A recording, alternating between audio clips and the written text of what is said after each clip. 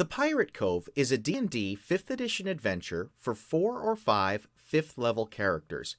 It was written by Brian Engard, published by Kobold Press, and is available on the Roll20 marketplace as part of the Double Dungeons bundle, which gets you both the Pirate Cove and the Lost Halls of Everforge for about $8. The basic premise of this module is that a pirate captain named Jarzon has been capturing the crew from the vessels he attacks and is sacrificing them to a dark god called Shar Nagoleth. His ultimate goal is unclear, but it's not likely to be good, so it's up to the players to stop him. This module has a lot of combat, a lot of really great role-playing opportunities, and was a lot of fun for both me to run and for my players to experience. So, let's take a look at what you get in the module. So to start out, we have one full-color map that does have dynamic lighting enabled. We also have full-color artwork for all of the bad guys that we're going to encounter. There are also a handful of pre-generated characters, which I thought was kind of nice. This way, if you've got a new group or you're just going to do a one-shot, you've got some pre-gens you can just throw out there, and we'll talk more about them in just a bit.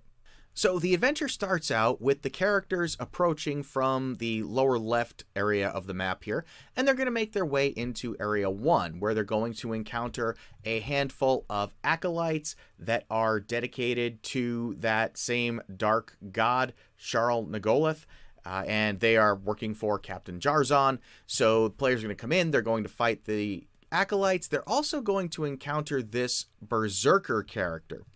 And the cool thing about this berserker is that when he dies, he actually mutates into the gibbering mouther that's here on the GM layer. My players came in and they fought this berserker. He's like the heavy hitter out of this little group. And after they dropped him, a couple of rounds later, he kind of slurps into this gibbering mouther. Now all of a sudden they have to start making wisdom saves to withstand the gibbering that it's putting out. That was just a really cool moment. If you've watched some of my other videos on how to create special effects and transform effects, you may want to look into doing that for this, because this is a great place to use something like that. I'll pop a card up in the top right there about that video so you can check it out. There are also a couple of spies up here as well, and they will hit the party with arrows from a distance while the party engages in melee with the berserker. Now, there's a bell here that's noted on the GM layer, and one of the spies is going to try to ring that bell if things start to go south, which will summon some of the pirates from Area 3 down here. And this is where some of your role-playing opportunities come in, because this character right here, Price, she is not really committed to Captain Jarzon's new religion, doesn't like what's going on. So she and some of those loyal to her will ally with the party if you give them the opportunity to do that. So if the party does team up with her and she does survive the adventure, then they've got a really great new ally among pirates. So there's some more combat there. These bandits are your, basic red shirt bad guys. And there is another veteran level bad guy here who doesn't have a name, but presents more of a threat than your typical bandit. Once the party deals with that, they've got the option to explore deeper into the caves, and they may head north into Area 2 here. This is the Maidens Lake.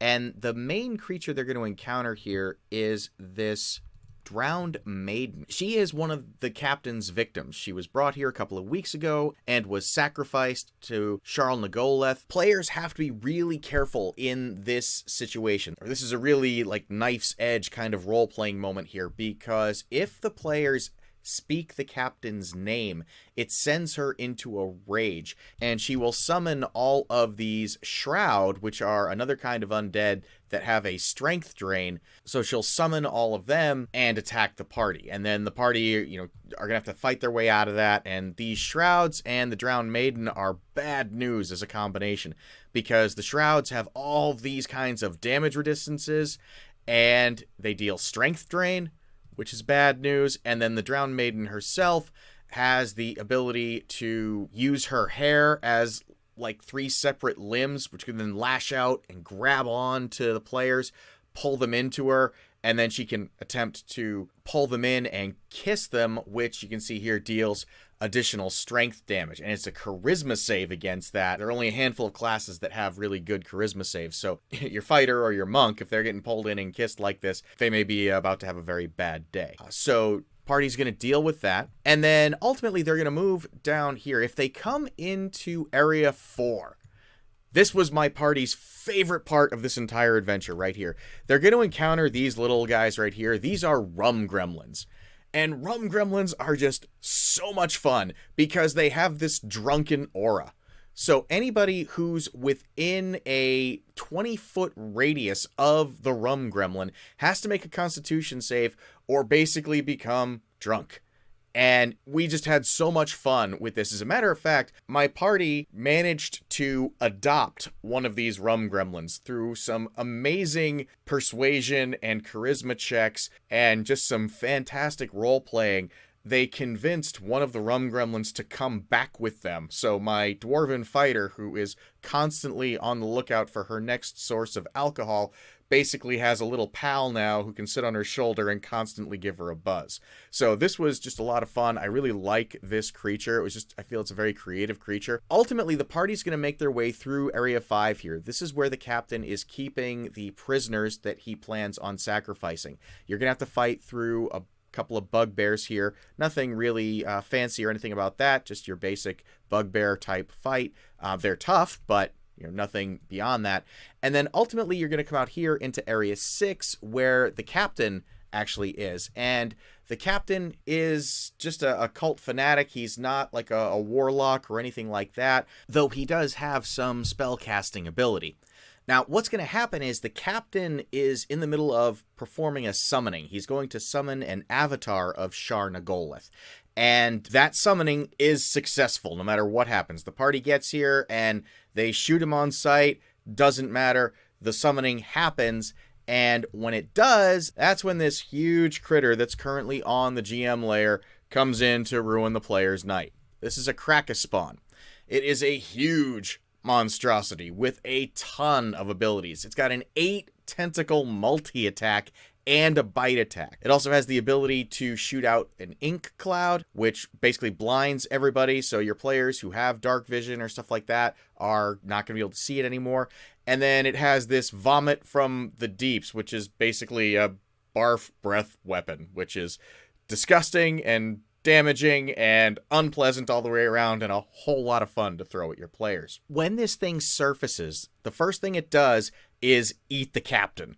So there's no chance of him getting away or for players to bring him to justice. This Krakaspawn just comes out, swallows the captain whole, and then begins attacking everybody else. So the Krakaspawn will go after Acolyte, Pirate, and PC alike. So it's not differentiating friend from foe here. So you may have some more role-playing opportunities for the players to maybe make charisma checks to try and get the pirates to join with them against the Krakaspawn. Maybe if you have Price with them, she can rally some of them to their side as well. And then it just becomes this massive battle against this Krakaspawn. And it's a really intense and amazing fight. My players were exhausted when this was done. A couple of them came close to dropping, and it was just a really intense fight and really a lot of fun. Once the players have dealt with the Krakaspawn, then they can take the Inheritor, which is the ship that Captain Jarzon